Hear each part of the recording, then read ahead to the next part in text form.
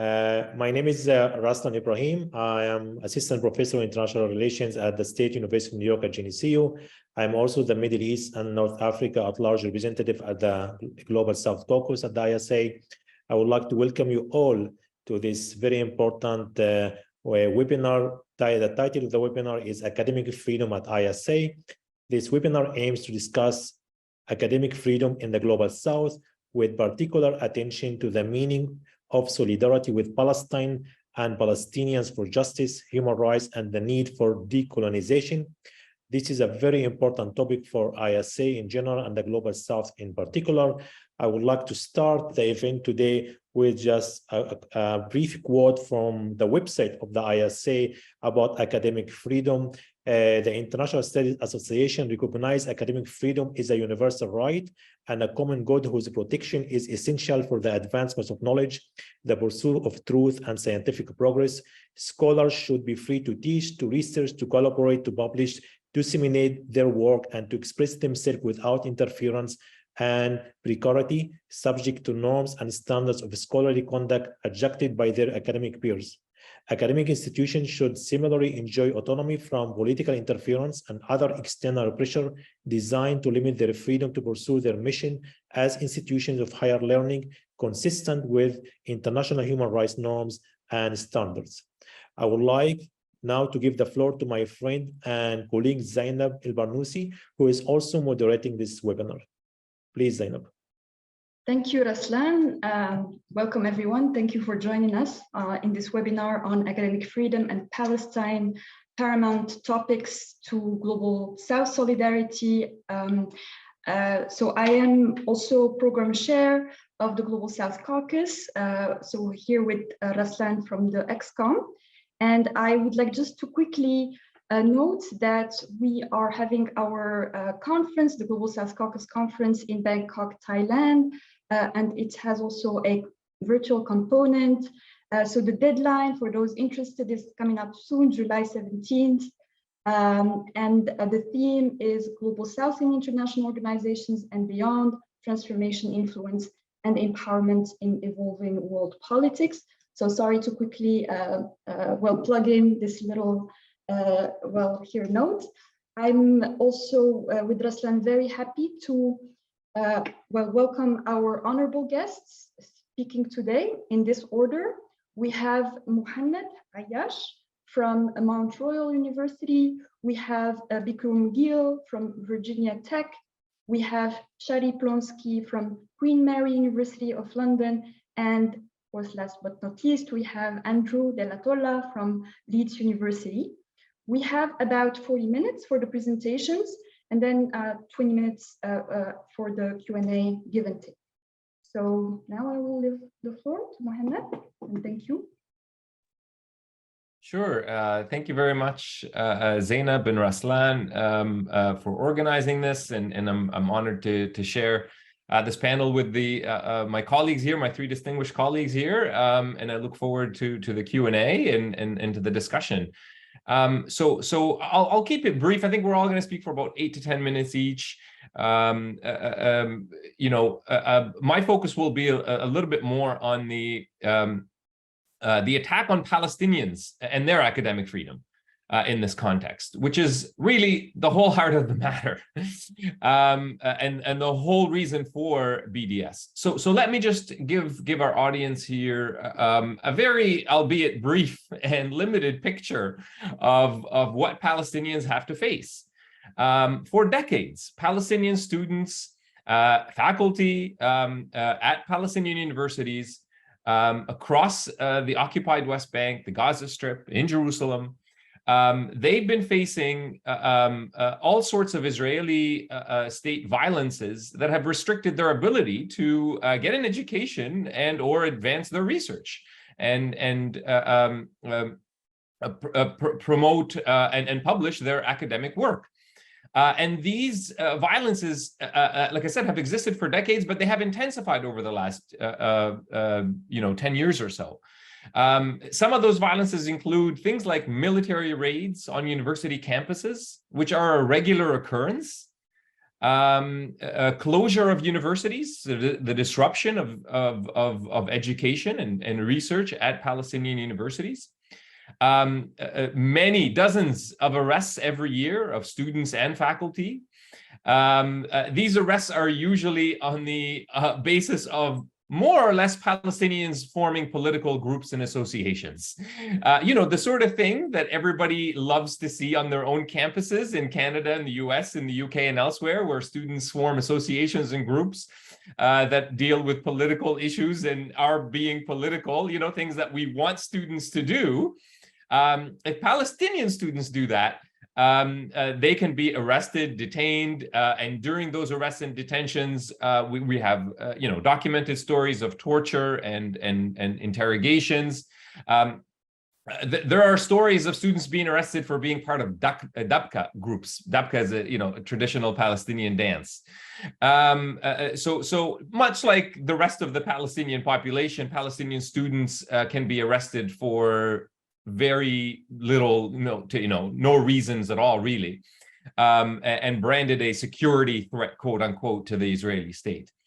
There's, of course, shootings that happen on campuses as well, where Israeli state soldiers will come in and try to arrest group. If someone tries to escape, they have shot at students trying to escape the violence of the Israeli states. There's extreme restrictions. The numbers are in the hundreds or maybe even thousands. It's difficult to get an exact number, but extreme restrictions on the number of Palestinian students that are able to travel outside the West Bank to go and do research outside of the West Bank, for example, and on faculty as well. So to go to conferences, which many people living in the US or Canada or the UK take for granted, it's not taken for granted, and it happens all the time that a Palestinian scholar who maybe got into a ISA conference could no longer go in the last minute because they weren't given a permit to leave by the Israeli authorities, and again on foolish grounds, on nothing, baseless accusations. They're unable, of course, then to develop research networks and advance their scholarship, and students aren't able to meet other students in other universities, learn new things, et cetera, et cetera. So there's extreme restrictions on Palestinian education and academic freedom within Palestinian universities as a direct result of the violent settler colonial actions of the Israeli state. Moreover, Israeli academic institutions that the boycott would be against, not individuals, we can talk about the myths and the talking points that we hear about this, but it's against these institutions, and it's against these institutions for a good reason. They are complicit in the settler colonization of Palestine. They are complicit in apartheid policies and practices of the Israeli state. This is all very well documented. I have a quote here from the Palestinian Federation of Unions of University Professors and Employees. They sent a letter to the American Anthropological Association recently for their vote on BDS, which ends tomorrow, and fingers crossed that the Anthropology Association will do the right thing here. But in that quote, I quote from them: Israeli universities work in the service of the Israeli government for the development of the policies, technology, doctrines, and justifications for Israel's rampant and ongoing colonial oppression of Palestinians, end quote.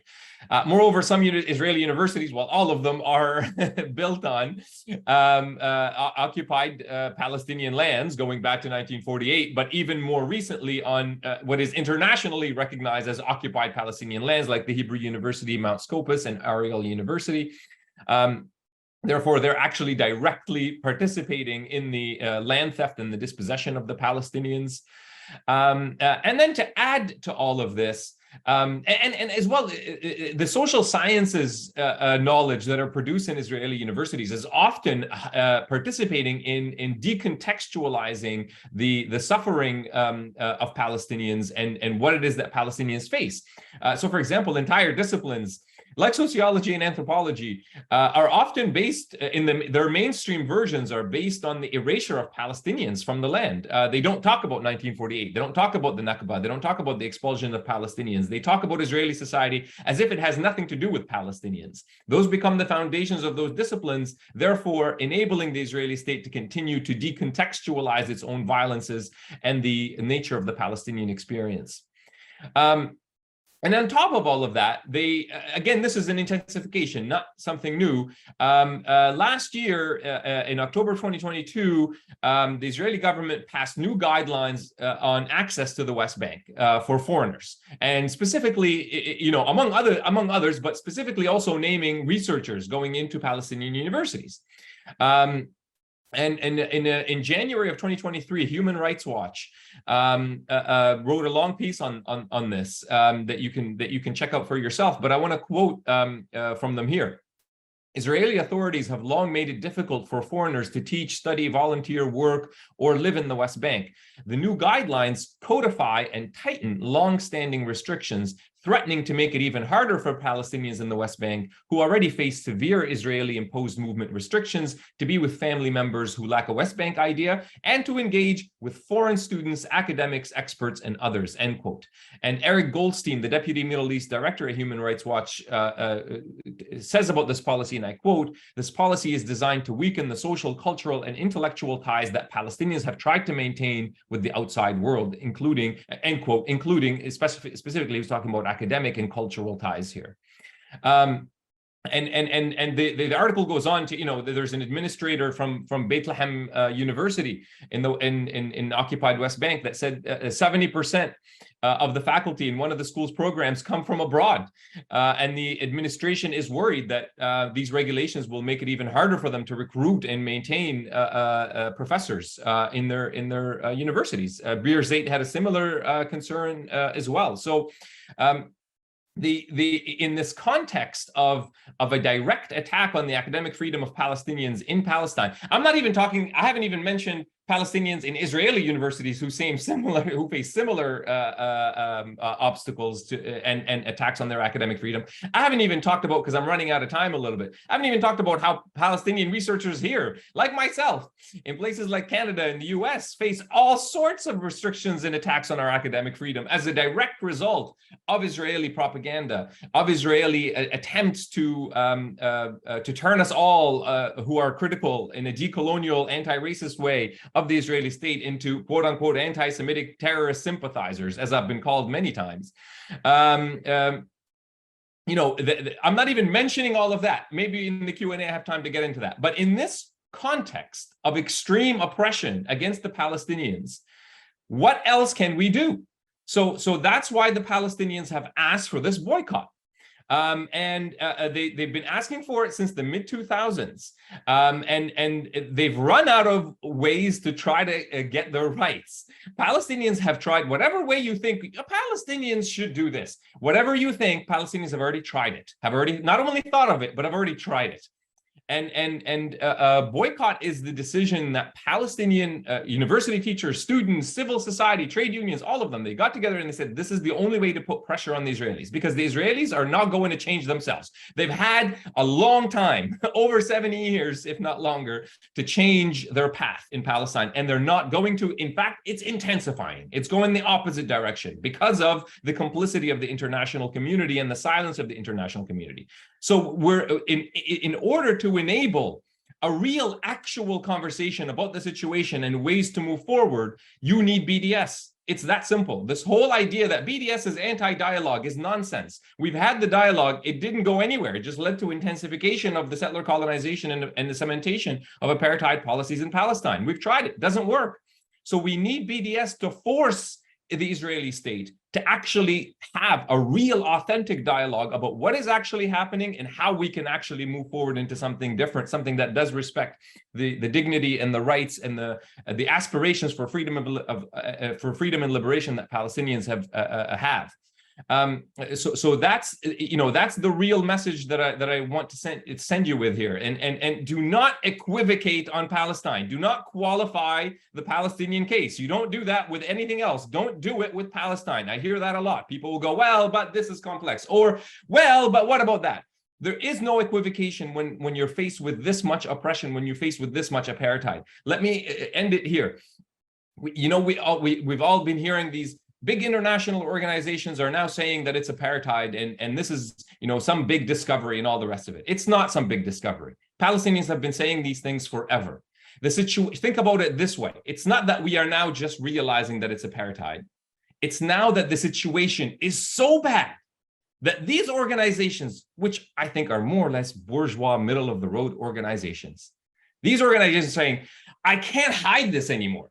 This is so bad. I gotta say it's apartheid because it's so bad. That's where we're at. And the situation is dire, and these actions are needed by the internet to be taken by the international community. Otherwise, you are complicit. Whether you intend to or not, you are complicit in these violences that Palestinians experience. Thank you. Thank you. Thanks a lot, Muhannad. Yeah, thank you to the Global South Caucus for hosting this important discussion, and thank you for Muhannad. I was saying I'm at just before 8 in the morning here, and you definitely woke me up. Definitely woke me up with that one. I think those are some powerful remarks on especially I appreciated the point on not equivocating. So I'm just gonna have a couple of points here on thinking about Palestine and BDS in relation to some maybe broader themes and issues that come up vis-a-vis the Global South, particularly around some prominent themes in Global South studies, such as decolonization and liberation. So I think the way I'll cut into this at first is, I think it's important on the one hand to obviously foreground that Palestine, obviously, this is a struggle against settler colonialism, Israeli kind of Zionist racism and supremacism. This is a struggle in Palestine, but it is also integrated into a broader colonial and imperial system, right? So I think, and Muhannad, you mentioned some of this in some of the comments, but you know, Joe Biden has a very famous quote that he said over and over again, that if there was not an Israel, we'd have to invent one. Right. So that kind of points to the fact that the colonization of Palestine is not simply a local issue, right? It's integrated into this broader imperialist world system, and in a way that even extends beyond our complicity in the colonization of Palestine, to the sense that those of us in Western states particularly are a party to the colonization of Palestine, right? So it's not, and the issue that I really want to emphasize, and I know it was just mentioned in the opening remarks, is really what makes it really difficult for Palestinians to achieve liberation is the impunity again and again that Israel is able to is granted, right? And this impunity would be impossible without this broader imperialist system. So that's, I think, the first point I want to make. And that's, then I think on the other hand, if we think about the Global South and anti-imperialism, anti-colonialism, we have another solidarity type of approach that integrates Palestine into broader struggles. If we turn to Nelson Mandela's famous quote, after apartheid ends in South Africa and colonialism formally ends, our freedom is incomplete without the freedom of the Palestinians, right? So immediately after the end of apartheid in Palestine, South Africa, like almost the first thing Mandela says in an international context is, you know, whatever we were dealing with in South Africa is something the Palestinians have been dealing with in their region as well. So how is Palestine integrated into or central to a broader imperialist system? Well, this is something that, of course, we can find in Biden's quote, if there was no Israel, we'd have to invent one. Well, how does Israel even come into formation, right? And I'm not going to go into detail. We know the story more familiarly, but, you know, with the Balfour Declaration, it's a real key element. The conquest of Palestine, it's a real key element in the broader subjugation of the region, right? Whether we want to call this West Asia, Middle East, and North Africa, Palestine is really integral to the consolidation of British imperialism in the region and the, I guess, the monopoly over access to resources in the region that becomes really important to, I guess, access to hydrocarbons and other forms of imperialist kind of wealth appropriation at the time. And this is also something, of course, that continues with US imperialism, right? And I think that's Biden's whole point. And I think that's really important. It's not Israel that is necessarily compelling the United States to act in a certain way, right? We could almost reverse the formulation in the sense that Israel is an integral component of US imperialism, right? That if we want to think of Saudi Arabia in one way, but Israel in the region is really pivotal to enabling the US to project its power in the region to enable it to maintain, whether directly or indirectly, control over key resources through which it maintains domination over the broader world economy. So I think that's something really important to emphasize, because then that has a huge impact on the broader global South, right? In terms of being able to exercise sovereignty and set autonomous policies.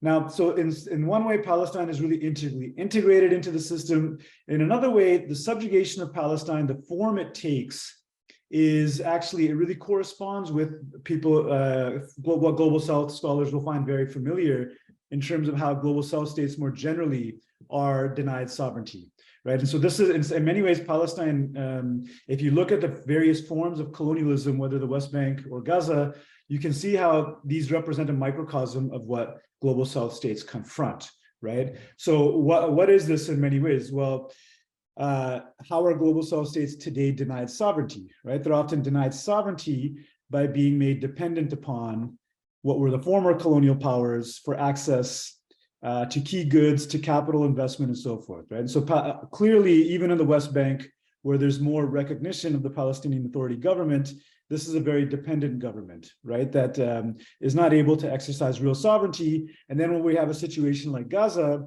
where there was a basis for the exercise of real sovereignty, what happens in Gaza is the Palestinians in Gaza are placed under sanctions, in fact. So this speaks to some of the earlier comments. We're not in a neutral situation. We're in a situation where, as is the case in many Global South states, if you play along like the West Bank does, you're actually effectively just a puppet or quasi-sovereign government. And if you actually try to assert real sovereignty like Gaza does, you're subject to blockade and sanctions, which I think, if you look broadly across the Global South, is the more broader condition that is faced, right? So now what enables this denial of sovereignty is the imbalance of power, right? And ultimately, if we go to Frantz Fanon, what's underneath the imbalance of power is an imbalance of force. And the one thing that is really something that I think we need to push against as we push for BDS is the criminalization of Palestinian armed resistance, right? The disarming of the Palestinians and the normalization of Israeli Zionist imperialist violence in the region, right? So when violence is inflicted, we can only see the Palestinians as victims. The minute Palestinians start to assert a capacity to return force with force, then there's some uneasiness. How do you express solidarity in that context, right? So now this is where BDS really enters. BDS becomes a tactic and a strategy as one way to return force with force, right? To be able to exercise a different form of power, a different form of holding Israel to account, of holding even imperialism to account in the region, to address that problem of impunity more generally, right? So the BDS emerges in a context in which the Palestinians are disarmed in face of this massively armed state, right? That is backed by all the imperialist powers. What an imbalance of force that effectively denies any sort of sovereign capacity to the Palestinians. So it's in that context then that the Palestinians, as was just mentioned, arrive at a strategy that follows up on or continues the tradition of South African anti-imperialism, South African anti-colonialism, right? In that spirit, in a world of such imbalance, well, maybe global solidarity can become a way in which one can force some measure of accountability, can end the impunity exercised by a colonial power. So I'm going to end just with a caution, however, right, that we can take from the South African experience in terms of thinking about how a struggle against settler colonialism, since it is located within a broader imperialist system, can lead to a form of politics that is oriented towards recognition by imperial powers that ends up undermining the aims of the movement itself, right? So what happens at the end of South Africa is, yes, apartheid ends, but land remains within white settler farmers, right? Now, why does that happen? Because in order to get Western powers to recognize the movement, if that is our audience, if that is the prime point, then there's so much compromising that has to happen, right? So the British or the Americans will force a recognition of property rights, right? And if that's happening, you're essentially protecting the status quo. BDS is a powerful, important movement, but one that must remain aligned with the principles coming out of Palestine. And it's important not to undermine other forms of resistance in the region in an attempt to gain recognition in the West. So I think, yeah, those were maybe the main points I wanted to make, and yeah, look forward to the discussion. Thank you. Thank you. Thank you, Bikrum. Thank you so much. Hi, everyone.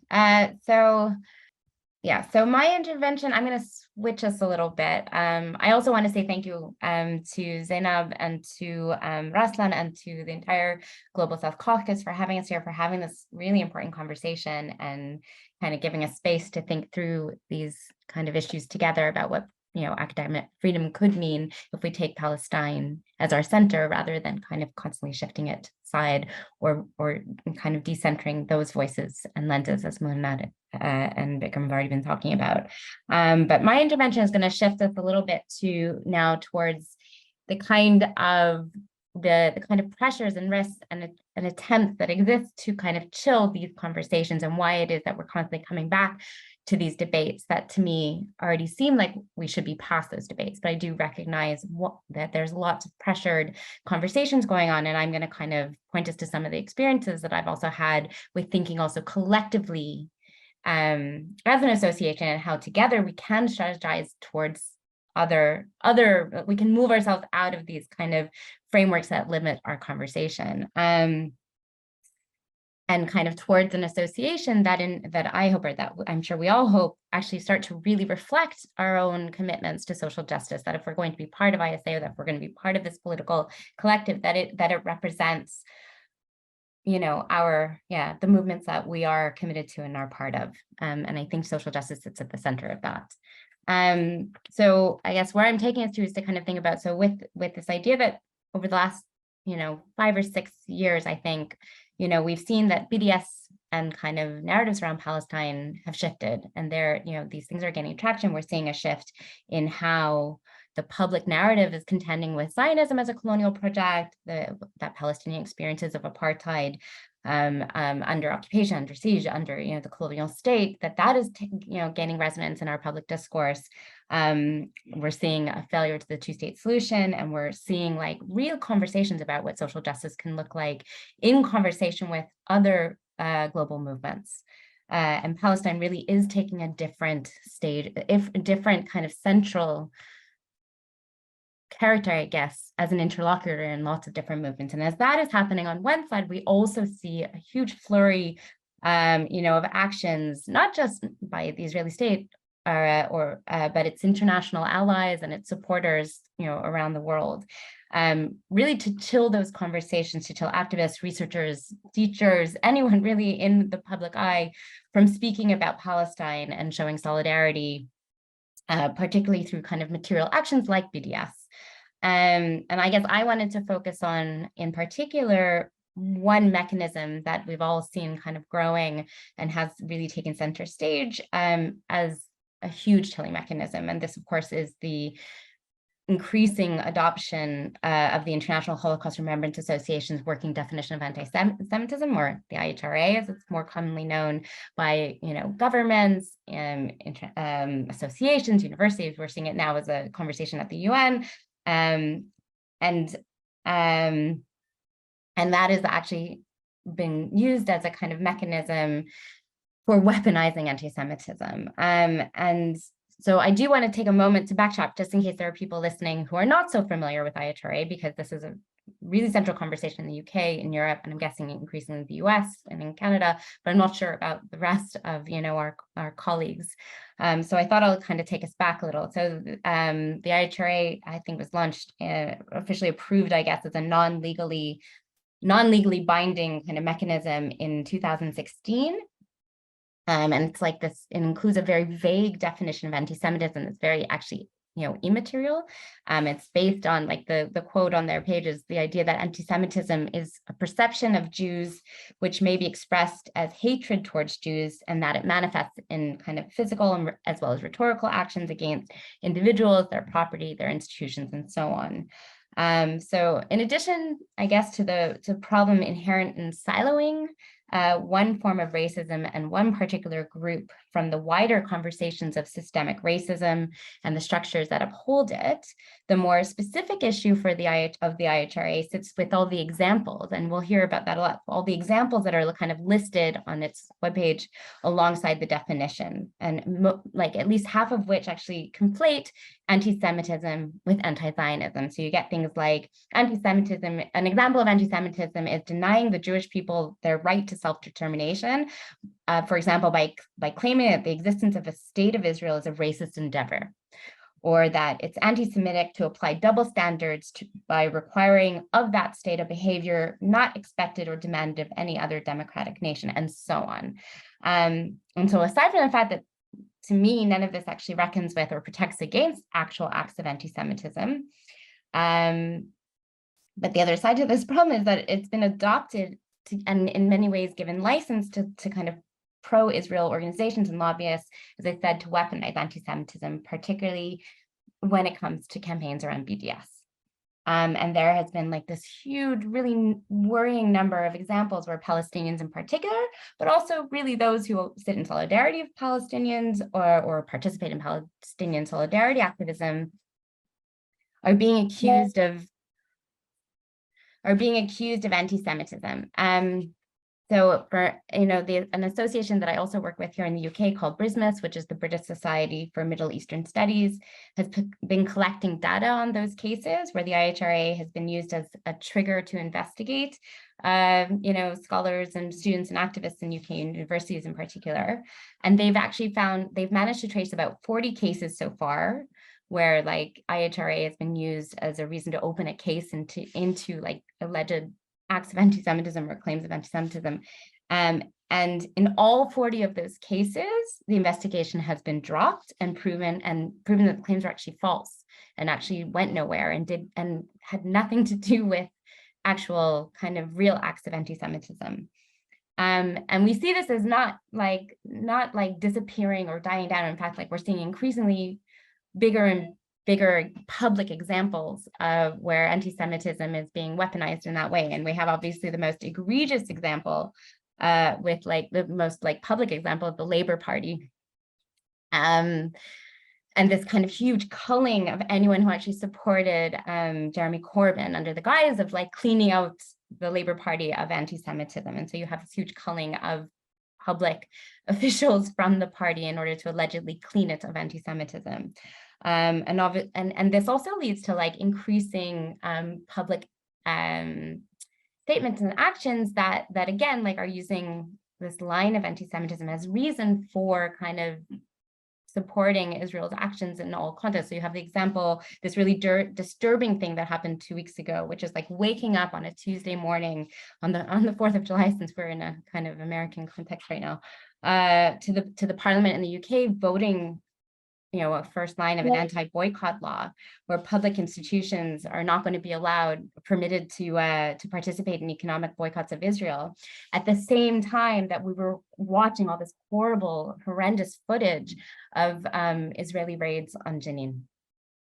And those things are just being held together without any sense of the disturbing, I don't even like, is equivocating the word or paradox the word. But like it was just that horrible, I don't even know if it was a coincidence, but just the timing of it was really disturbing to everyone watching. But where I want to get to with that is that what ends up happening is it's not just about that accused individual or accused institution that gets to spend months and sometimes years dealing with the backlash of fighting that case or the fallout of that case of being called anti-Semitic and being shamed for being anti-Semitic. But what it does to then also, as I said at the beginning, chill the conversation around Palestine and the actions of the Israeli state. So people really do start to learn to self-silence out of fear, out of a sense of their risk, and in particular, colleagues of color and Palestinian colleagues are learning to discipline themselves. They don't need to come up in front of the IHRA like commissions because they know like they just need to keep silent. And I think this is what Muhannad was also talking about at the beginning. And so it becomes our job as associations and as collectives and as relatively protected interlocutors, and I say that actually as an Israeli anti-Zionist woman, to make it really safe for people to talk about Palestine and to call out what is happening on the ground and in our associations. Like that becomes our collective responsibility. And as I was saying, I'm part of this other association, BRISMUS, that has already gone through this. We started this kind of campaign in 2015 to do exactly what we're doing here, which is like basically to develop a grassroots support mechanism that kind of led to our members voting in support of adopting the BDS as a whole. And so we started exactly the way we're starting here with educational activities. We started with panels, conversations, webinars, well, pre-webinars. We did actual in-person panels. And it was only actually in 2019 that we brought a motion to have a vote at the AGM. So it took 4 years of lots of grassroots moving and mobilizing and conversation because it takes time.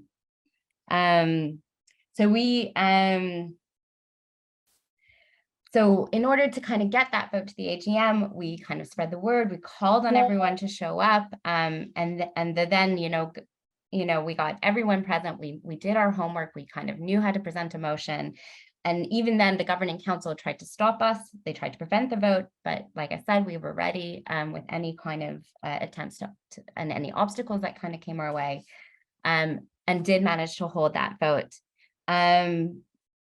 And actually the membership, because of that grassroots work, because of that mobilizing work, we passed it unanimously. But that wasn't the end of the road. And that's also something to keep in mind. It doesn't just end there, because actually the entire trusteeship, all of the people that held the keys, the passwords to like email accounts, passwords to bank accounts, they disappeared, they quit.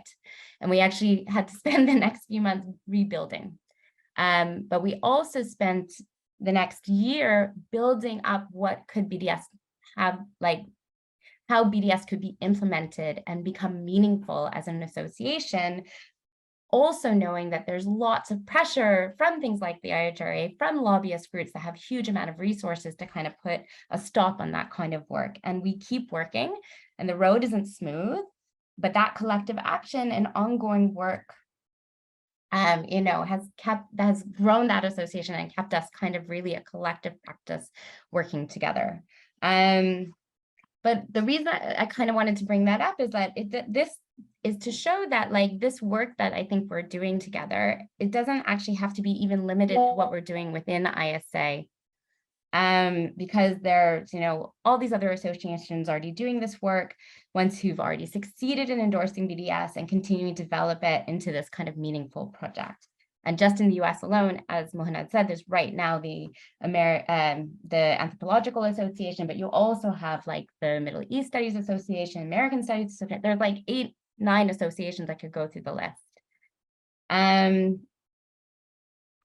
And so I think if we think of it as like a collective practice, we can work within this kind of new consensus rather than feel like we're kind of hitting a wall. Actually, that door is wide open right now, and that we can together build on that learning that's already happened and kind of work with across associations to kind of bring BDS in as a strategy. I think I'll stop there because I think we're running out of time and let Andrew talk. Thanks. Sharri, thank you so much. Very much appreciate your comments. Now the stage for Andrew. Andrew, please go ahead. Thank you. And thank you everyone for being present and also for allowing us to have this webinar. And also thank you to my interlocutors that are present here for generously agreeing to speak. I'm going to pick up on a point that Sharri left off on in terms of strategy, and in particular strategy with regards to ISA.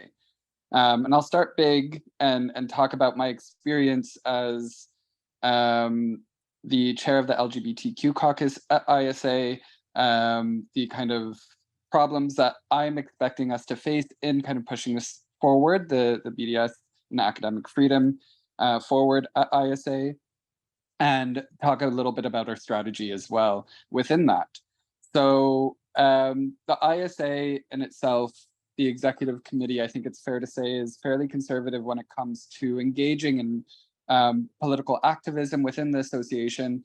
or even taking a political position within the association. And that's primarily because the ISA reads the IRS code, which dictates the kind of engagement, political engagement that charity status or charity status organizations are allowed to do and are allowed to partake in.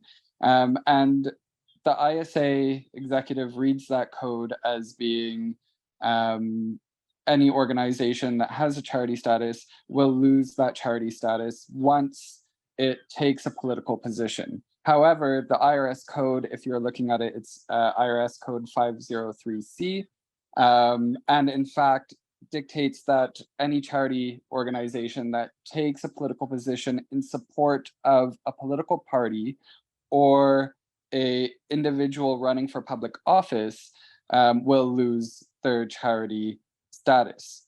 And those are two very different things. So what we're proposing is not support for a political party. We're not proposing support for anyone running for public office, but we are saying that the ISA has a responsibility to take a position when it comes to academic freedom and when it comes to Palestine. That brings me to the next point, kind of more middle point, which is as a political science or international studies organization, we as researchers oftentimes do engage with Palestine, whether that's peripherally or directly. When we're talking about empire, when we're talking about history, usually anyone who works on the Middle East or North Africa, or even if you're working on Israel and Israeli domestic politics within a global context.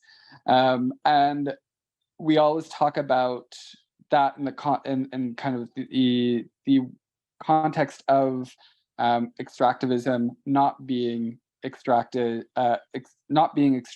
in our research, and the reality on the ground in Palestine is such that the more we do engage with these topics, the more we have to come and face the reality that without taking a position and without taking a position that is supporting Palestine and Palestinians, it does become incredibly extractive.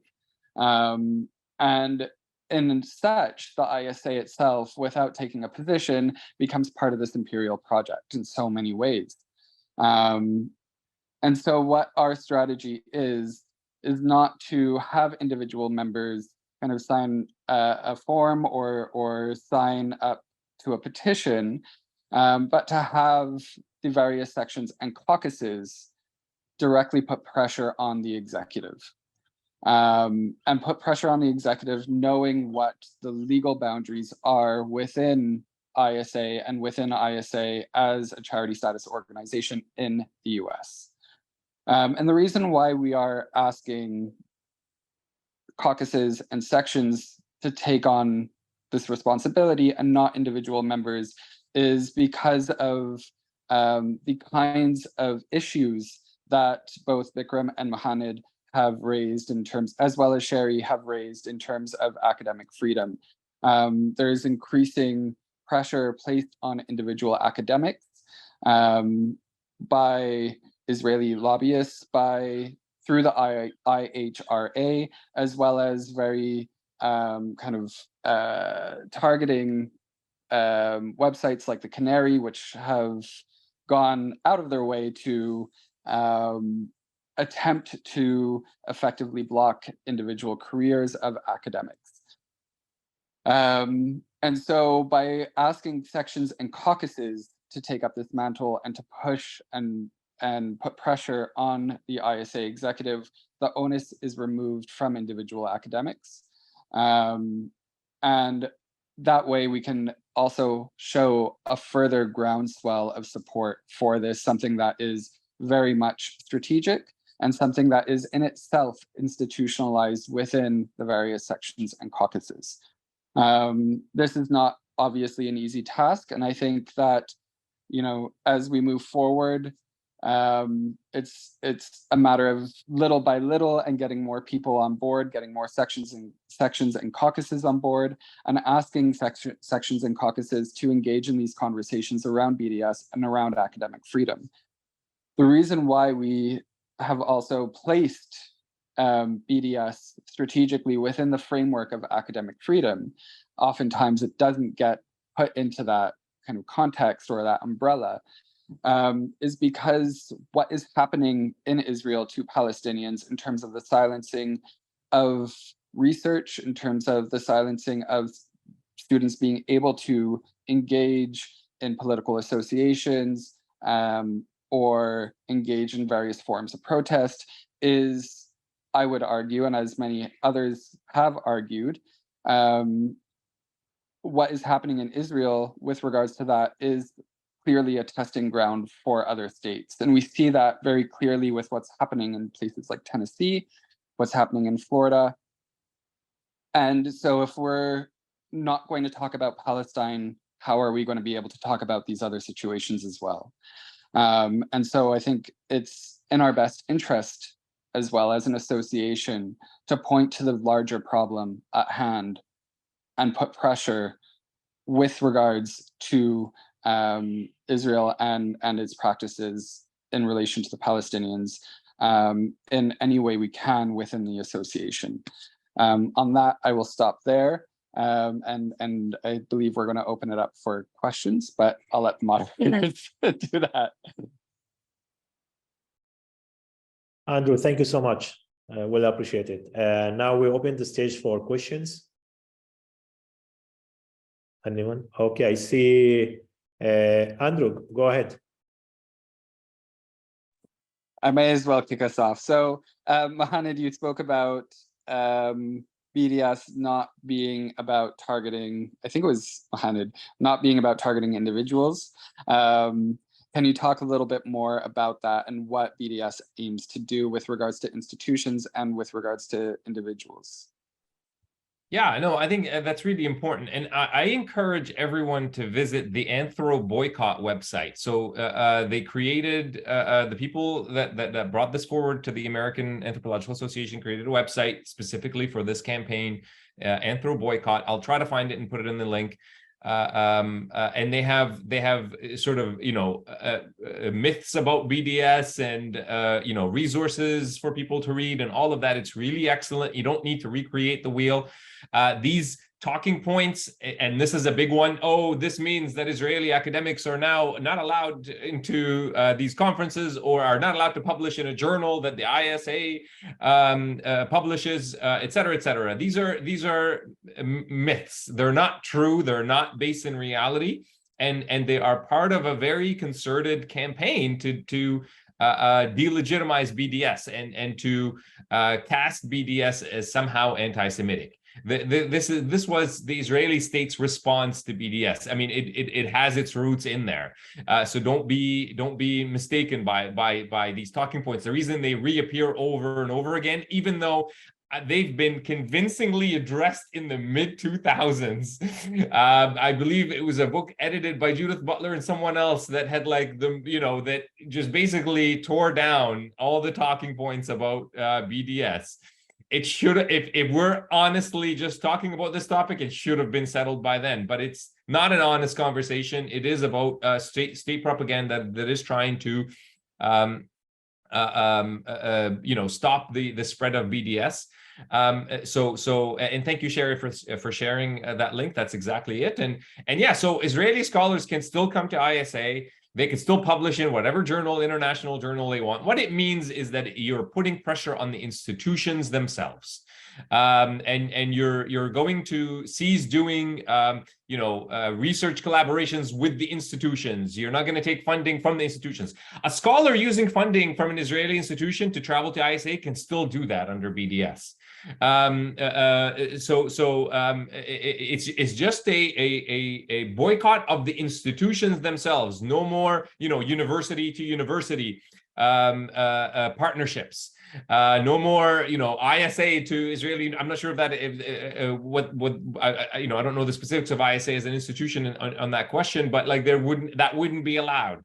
But Israeli scholars can still come and present whatever they want to present on. BDS does not have anything to say about the content as well. Like they can still come and say Israeli state is not settler colonial and it's not apartheid, and they can present that paper at the ISA, even if ISA adopts BDS, like that would be permissible. I mean, they would get academically torn apart as far as I'm concerned, but that's part of the academic exchange. But yeah, so that is one of the myths that people use to try to dismiss BDS as opposed to its reality. Thank you, Andrew and Muhannad. Any other questions, please? Zaynab, please go ahead. It's more than a comment question, well, comment than a question, but please, if there is any feedback, I just want to say that this is such an important discussion, and thank you for bringing in here also this presentation of BDS and its importance for our association. I just wanted also to say that this is very important to us because we, as an academic organization, ISA, but also as a caucus, because we're trying to sort of bridge between, well, academia and also activism practice. So this is really an opportunity for us to do that. The part that is obviously the academia, so that's knowledge production, but here really taking action is I think important, because without that, that is what Muhannad mentioned of being complicit.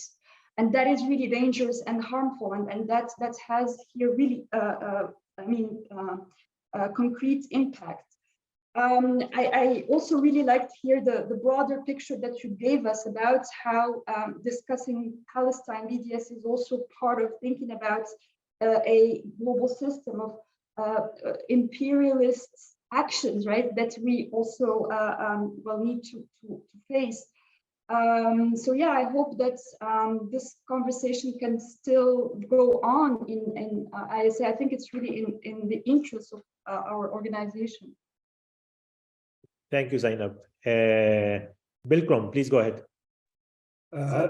Thank you. I just wanted to add a point in response to some of the stuff that Zaynab just mentioned and that was mentioned before.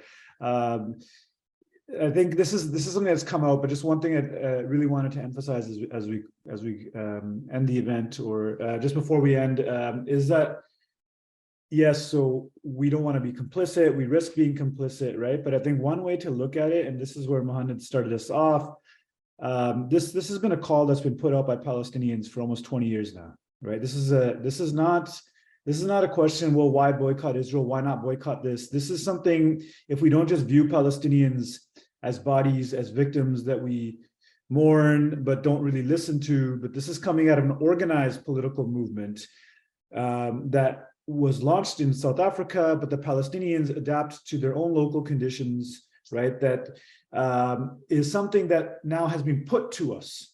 Okay, so this is, I think, how we need to approach it. This is something that has been there since 2005. So our response and our choice is not simply one of neutrality, and this is either actively saying no or actively embracing the call. There's no other option. So either we must decide that we are rejecting the call that has been on the table since 2005 for solidarity in academic institutions, right? Or if we can express solidarity, or we can say no, and in saying no, then we must take responsibility for actively being a party to the unfreedom that is imposed on Palestine. So I think that's the important way to frame it. Yes, I just wanted to emphasize that. Welcome, thanks a lot. Other questions? Sharri, please go ahead. It's interesting, like, because the way Bikrum kind of reminded us about that active decision to kind of sit in solidarity, and that's actually what it takes, right? An active practice.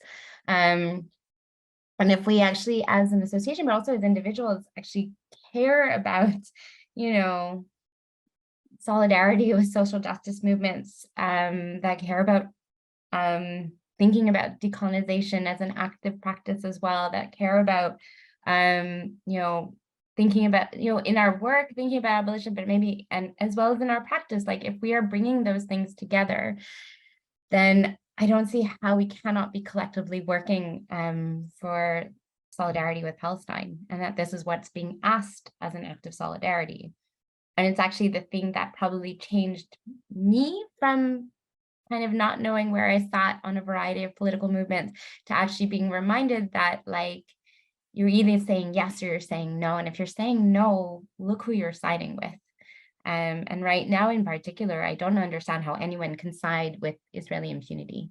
So that's kind of where I wanted to end my thinking. Sharri, thank you. Thanks a lot. Any other comments or questions? Anyone from the attendees?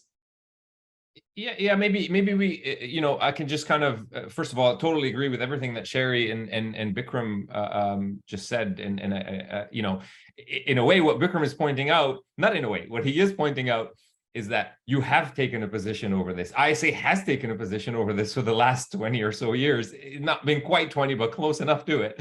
And it's been no, and it's been ignoring the Palestinian call. This does need to be brought to a decision. The Anthro boycott, I'll go back to that. And I have no idea how the results are going to go this time. They came very close the first time. They came back at it again.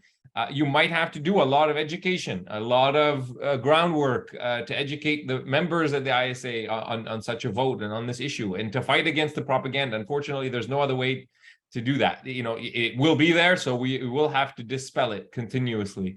But I just want to go back to the comment that I had to end my presentation, which is, don't equivocate on Palestine. And I do think that, yes, some of the people, unfortunately, Sharri, some people will look at the Israeli government right now and still think, I'm talking about people within ISA, I'm talking about academics, they'll still think, yeah, no, I'm okay with that. There are people that are going to be like that, but I still do believe that the majority are not like that. And the majority can be moved on this question if they feel like they are part of a collective effort, because that's the only way to dispel the fear that people have of taking a position on this issue. Because I do strongly believe that it is the fear barrier that is stopping people from taking what they know to be true on this. It's not really controversial. It's not there's no, like BDS is not controversial at all. It has been turned into a controversial issue on purpose, much like climate change was turned into a controversial issue on purpose. It's, states know how to do this. They know how to advance their interests through the manipulation of public discourse. Not just Israel, everybody, all the states know how to do this. Companies, oil industries know how to do this. Unfortunately, it does work. So we do need to get people out of that fear barrier. And I don't know any other way of doing that other than to create a sense of collectivity. And people can say, well, I'm not standing alone. I'm standing shoulder to shoulder with all these academics that I respect in advancing this morally just cause and chasing after truth and justice. And that's what BDS is really about. Thanks, Muhannad. Sharri, you raise your hand? No. Anyone else? The clap. I thought that was such a good statement. And there's no clap. Yeah, we have Bikrum. Please go ahead. Sorry, just I thought I was done, but those are some really, I think, inspiring remarks there, Muhannad. And I just wanted to emphasize one thing in terms of the question of fear and overcoming the fear of standing in solidarity with Palestine. I think one on the other hand, I think something for us to take solace in and to build from is that there is momentum that has been building over. If you compare the context we're in now to 10 years ago, 15 years ago, we're in a very different moment. And I think what's really important that we don't forget is a lot of the openings we're finding now is coming through Samud, what we might call Palestinian resilience, right? The fact that whether it's in Jenin or Gaza, the Palestinians keep throwing wrenches in the attempts of the Israelis to establish a permanent monopoly over force upon the Palestinians. So the fact that you continually see resistance and resilience there, I think throws Israel and the imperialist project into crisis, which keeps providing openings for us, right? Because so I think we're in a context of also momentum here, which makes that choice even sharper, right? In a context where we're building solidarity, where the Palestinians continue to resist, again, what does it mean in this context to say no, when maybe we don't need to be as fearful as it maybe felt 15 or 10 years ago, right? The more of us, I like that, the more of us who do stand together, the less can happen to any person individually. Thank you, Bikrum. Any other comments or questions? If not, I would like to give the floor to Zaynab to conclude this important event. Thanks, Zaynab.